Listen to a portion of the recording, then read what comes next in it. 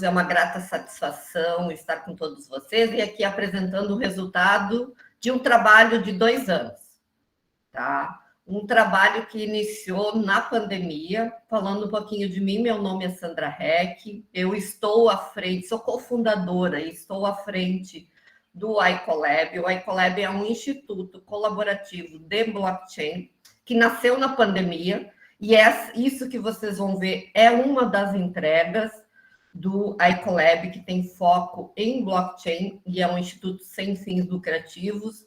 E o nosso propósito é construir pontes, e pontes nessa entrega que vocês virão é na saúde digital pública e privada.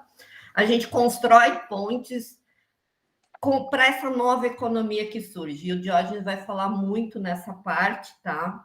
Do que foi a nossa entrega, mas não é só isso, é muito mais do que a gente pode, a partir daqui, fazer. Nós fortalecemos muito a colaboração, então aqui, de antemão, eu já agradeço os hospitais e a operadora Unimed, que fez parte dessa iniciativa, na colaboração e na confiança, e aqui eu agradeço a todos eles que ousaram acreditar nessa ideia que é inovadora e disruptiva, usando o blockchain como motor. Então, sem mais delongas, em função até do nosso próprio tempo, a gente vai direto nas entregas, no objetivo, no contexto sobre o qual a gente trabalhou, que demorou mais tempo para a gente elaborar um acordo de cooperação técnica, discutindo todas as nuances jurídicas das instituições, sabendo que a gente estava trabalhando com instituições públicas e privadas na saúde, do que a entrega que a gente desenvolveu, isso que o Diógenes vai apresentar, em 4 meses. Então, Diógenes, por favor. Muito obrigada a todos. Bom dia, pessoal. Obrigado pelo espaço aqui para a gente conseguir falar do projeto do Minha Saúde Digital. Eu sou Diógenes, eu sou o CEO da IASES, que é a parceira tecnológica do iColab para a institucionalização dessa solução, né, de interoperabilidade. A gente teve um histórico de construção, né, de arquitetura e de solução da Rede Nacional de Dados em Saúde, né? Esse contexto nos trouxe aí uma bagagem para conseguir começar a falar de interoperabilidade transversal de uma maneira diferente, né? A gente vive aí um problema que ele é crescente, né? Em 2030 a gente vai ter 47% da população acima de 40 anos. A gente tem aí um custo médio de tratamento que ele é crescente, principalmente quando você fala de 40 anos para frente, e uma capacidade das pessoas, né, em 2030 de pagar por um plano de saúde, se nada mudar, abaixo de 10%.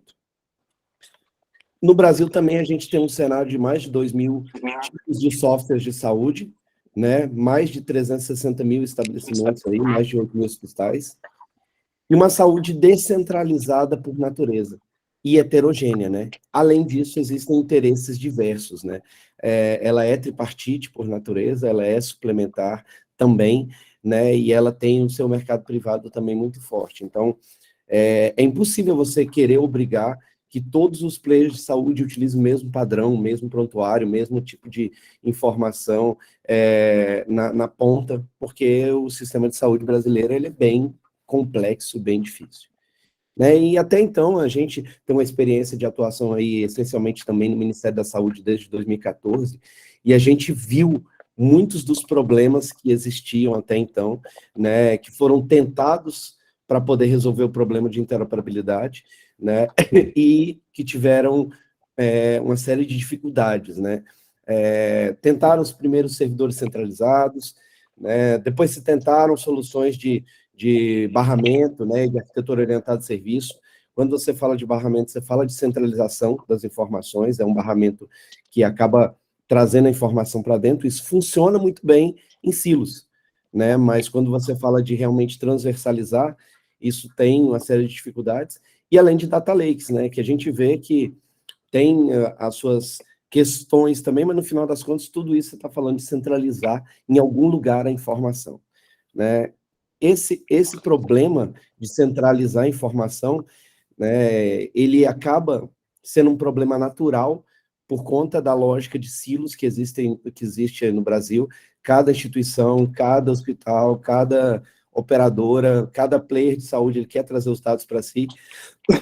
Isso acaba gerando um gasto de verticalização aí absurdo. Acho que alguém está com a loja. Já tirei. Pode seguir. Tá. Então, tem uma questão também de falhas de segurança, né, que acabam acontecendo, você vira com um ponto único de contato, e isso acaba gerando aí problemas de ataque hacker. A gente viu várias instituições que tiveram ataques, até o próprio Ministério da Saúde teve ataques, né, e acabou conseguindo se safar por conta da estratégia que ele utilizou de blockchain. Falhas de performance, né, que também existem dentro desse contexto de alta quantidade de dados, né, essa baixa padronização que existe hoje no Brasil, e falhas de interoperabilidade, né, você tem aí um contexto onde as pessoas não querem compartilhar os dados dentro de uma estrutura única. Então, a lógica do Minha Saúde Digital é realmente aumentar esse acesso do cidadão, gerar uma saúde mais personalizada, mais inteligente, né, entregar essa visão de saúde com o objetivo de melhorar a qualidade de vida, incentivar a criação de política pública, a continuidade do cuidado, que é o mais importante no cenário, e agilidade nesse cuidado do paciente.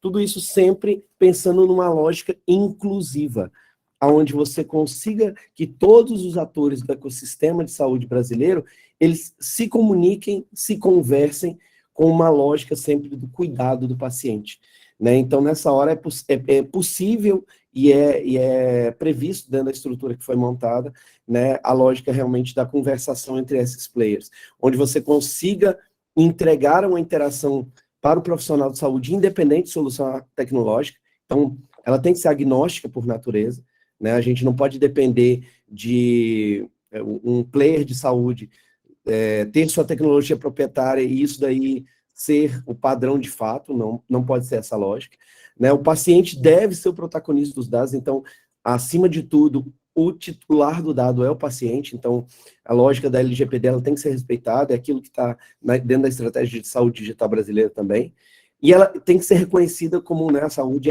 ela é heterogênea, distribuída e multifacetada. Então, para isso, você tem que olhar com a ótica de distribuição dos dados e, né, pensando realmente em fazer isso de maneira transversal.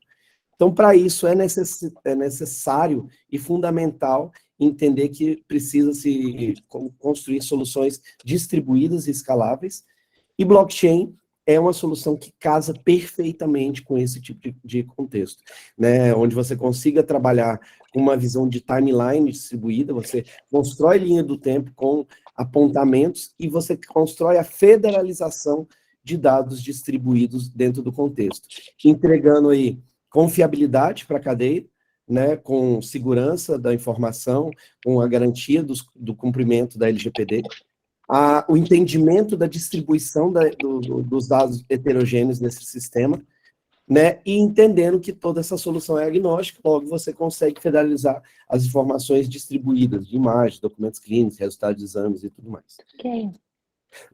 Tudo isso trabalha com uma estrutura de padronização, principalmente para os conjuntos mínimos de dados. Hoje o Brasil utiliza FHIR como padrão, né, é um padrão HL7 aí, que hoje nos Estados Unidos também se utiliza, né, no SDI, e o Brasil também utiliza aí, já tem uma série de portarias para uma série de documentos clínicos que trabalham com esse tipo de informação. Além disso, devem se respeitar as terminologias e padronizações, né, tanto de padrões médicos, quanto de padrão de interoperabilidade, arquitetural e de dados de pacientes. Hoje, no contexto do Minha Saúde Digital, escolheu-se, né, um recorte para trabalhar aí com uma série de componentes para essa linha do tempo, resumo de atendimento clínico, sumário de alta, imunização, prescrição de medicamentos dispensados e exames realizados, entregando uma visão onde você consegue fazer a ponte com prontuários eletrônicos, com sistemas de informações hospitalares, com dados pessoais de saúde do paciente, com exames, com observações dos dados, né, trabalhando aí com profiles FHIR brasileiros já existentes. E, obviamente, 100% compatível com a LGPD, né, foi construído baseado na LGPD, e o blockchain garante uma estrutura de segurança, privacidade e consentimento, além de já estar aderente e preparada para acesso e portabilidade dos dados, conforme a LGPD deixa claro que é necessário. E o ecossistema, e aí aqui é importante frisar, ele é um ecossistema aberto de saúde digital, no sentido de que novos players, novos entrantes, eles são totalmente bem-vindos e devem trabalhar de maneira integrada. Então, nessa hora, nada impede de uma operadora, de um hospital, de outros players terem os seus barramentos internos, né? Eu sei que o pessoal da Sysqualis vai falar daqui a pouco sobre o barramento de interoperabilidade que eles construíram, né? E isso é totalmente saudável para o ecossistema. É entender essas diferenças e vicissitudes e entender que os players podem se conversar com um objetivo maior, né, de realmente entregar esse ecossistema para o contexto geral.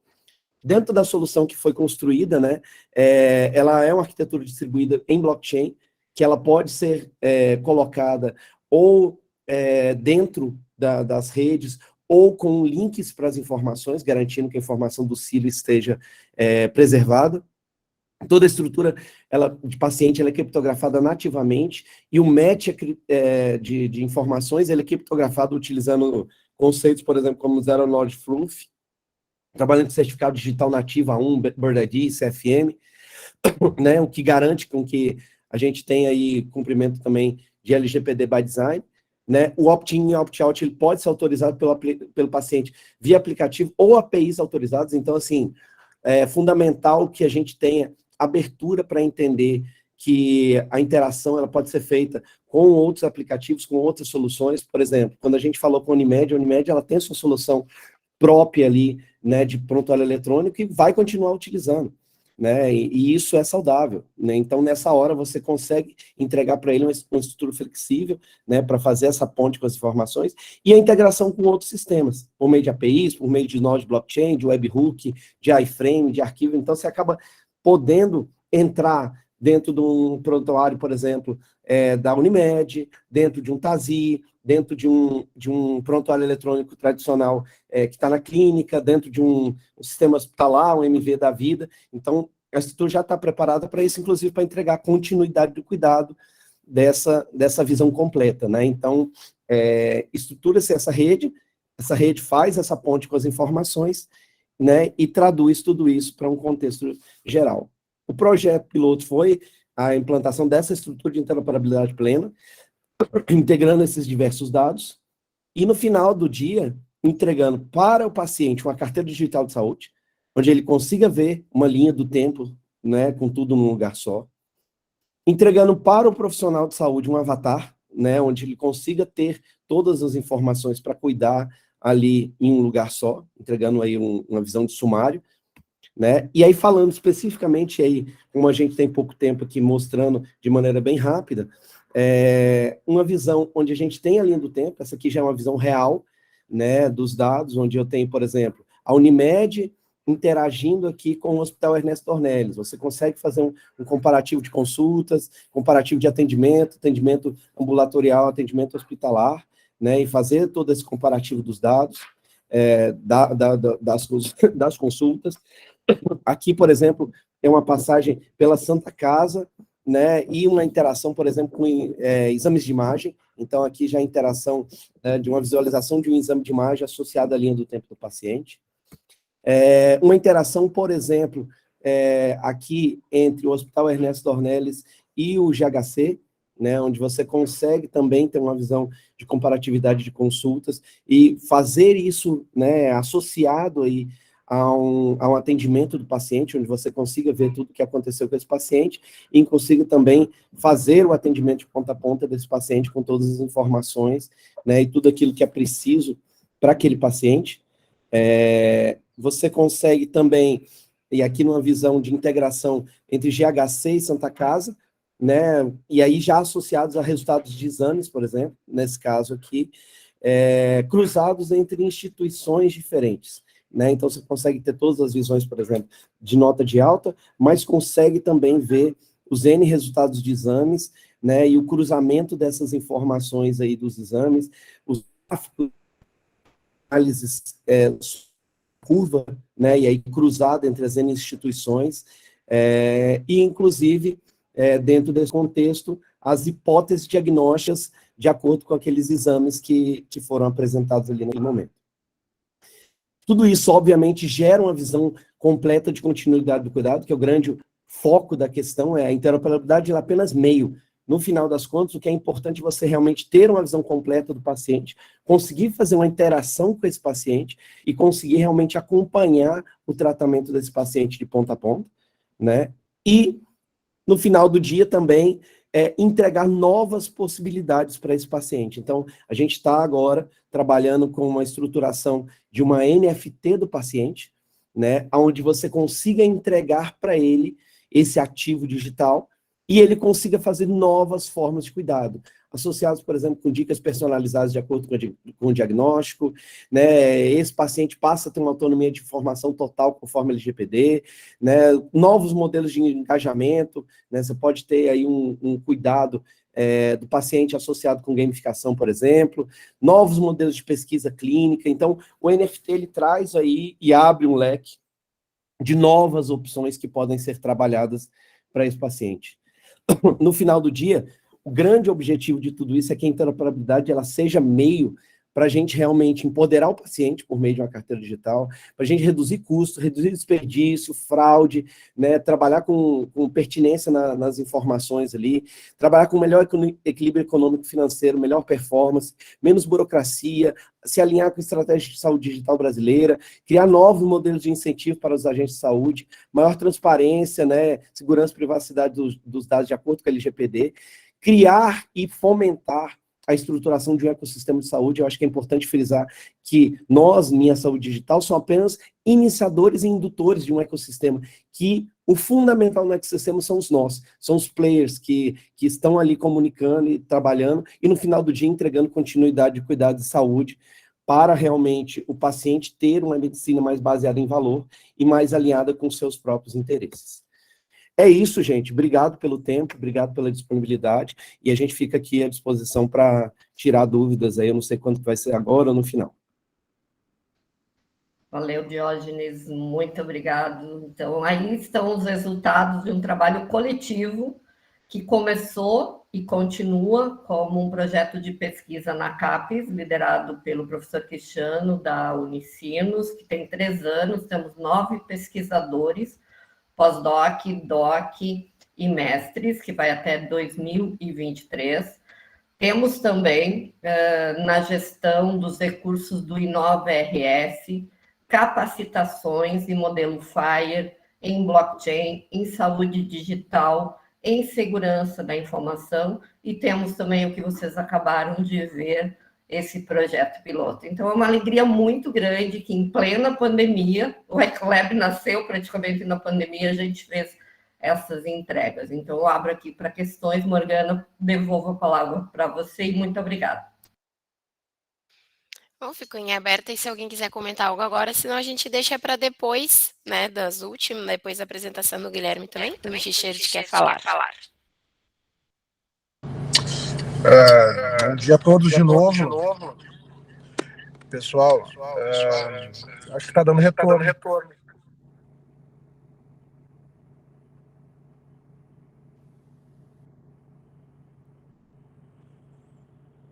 Acho que deu, Richard. Agora deu. Estava dando retorno mesmo. Agora foi. Gente, bom dia novamente. Sandra, Diógenes, gostei bastante da apresentação. Agora, me cabe algumas dúvidas de ordem mais prática.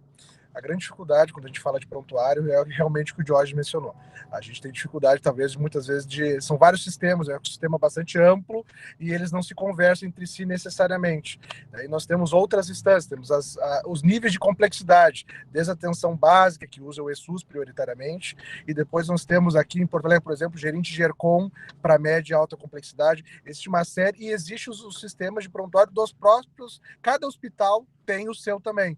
Ou alguns têm alguns têm outros, e a comunicação, a junção de tudo isso é complexa. Eu vou começar na parte mais básica, atenção primária. O ESUS, ele tem naturalmente uma dificuldade de interoperar com qualquer outra coisa. Então, ele é tradicionalmente assim. Eu até estava falando num evento que nós tivemos com o Michael, que é o diretor do DataSUS, e ele tem uma visão um pouquinho menos radical do que eu. Ele diz que o ESUS comunica com tudo. Eu já não tenho essa visão tão clara, mas enfim. A minha pergunta é, o importante do prontuário é ele poder ir e voltar, ou seja, eu vou dar o exemplo, um paciente que ingressa na atenção primária, vai fazer uma consulta, faz exames e chega até um procedimento de média ou alta complexidade no hospital, mas esse paciente continua sendo referenciado numa unidade de saúde. Esse prontuário, uma hora ou outra, vai manter esse histórico e vai voltar para a atenção básica. Pergunta é, isso já é possível, porque o ESUS, ele até exporta informação. Agora ele busca de novo essas informações para aquele posto da atenção primária poder acessar esse histórico? Essa é a minha primeira pergunta, Diógenes. Richard, perfeita a sua colocação. Eu acho que é importante até esclarecer, e aí, vamos lá. Vantagens da gente ter trabalhado no Ministério da Saúde. A gente fez interação com o ESUS AB, com o ESUS VE. Então, o Michael foi o cara que definiu os protocolos FHIR junto com a gente. Então, ele estava junto com a gente na definição da RNDS. É um grande amigo, né, parceiro, a gente consulta muito ele para tudo. Então, assim, respondendo bem claro, sim, é possível, sim, já temos integração, sim, já conseguimos fazer a integração, inclusive com o ESUS, os sistemas de média e alta complexidade, e, por exemplo, o hospital tem MV, o outro hospital tem TASI, o outro hospital tem SPData, a clínica tem Prontimed, a outra clínica tem ESUS AB, e você ainda quer pegar as informações e integrar com o ESUS VE para gerar a informação de notificação já automática. Tudo isso é possível de ser feito hoje já, com a estrutura que já existe, com a estrutura que foi construída. E ela é uma estrutura que vai sendo evoluída a vários níveis, tá, Richard? Então, ela começa com um entendimento e trabalhar tudo com a mesma caixinha. Eu estou simplesmente fazendo um apontamento das informações num primeiro momento.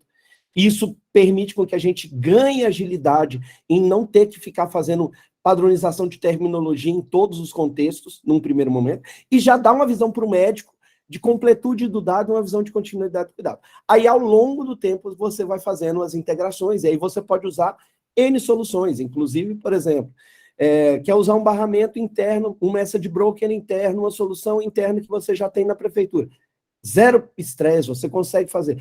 Não quero construir isso daí. Também zero estresse. Né? Uma coisa que a gente conversou na última reunião, que é importante, é a gente quer ser o mais inclusivo, o mais aberto possível. Ou seja, o cara não tem nada, a gente leva o mínimo para ele. O cara tem muita coisa, a gente leva só a camada de integração, a camada de pontes. Mas o fato é que tem que permitir e entender os diversos cenários, e por isso ser agnóstico. Perfeito. Diógenes, Sandra, só me cabe então agradecer a apresentação de vocês.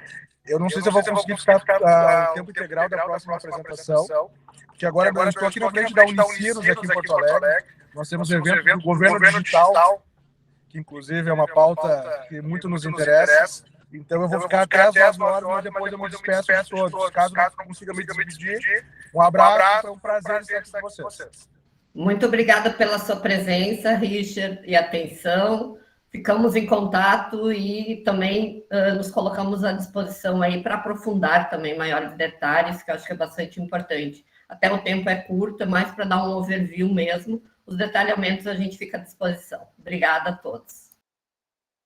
Obrigada, gente. Eu vou parar de gravar para iniciar da próxima apresentação.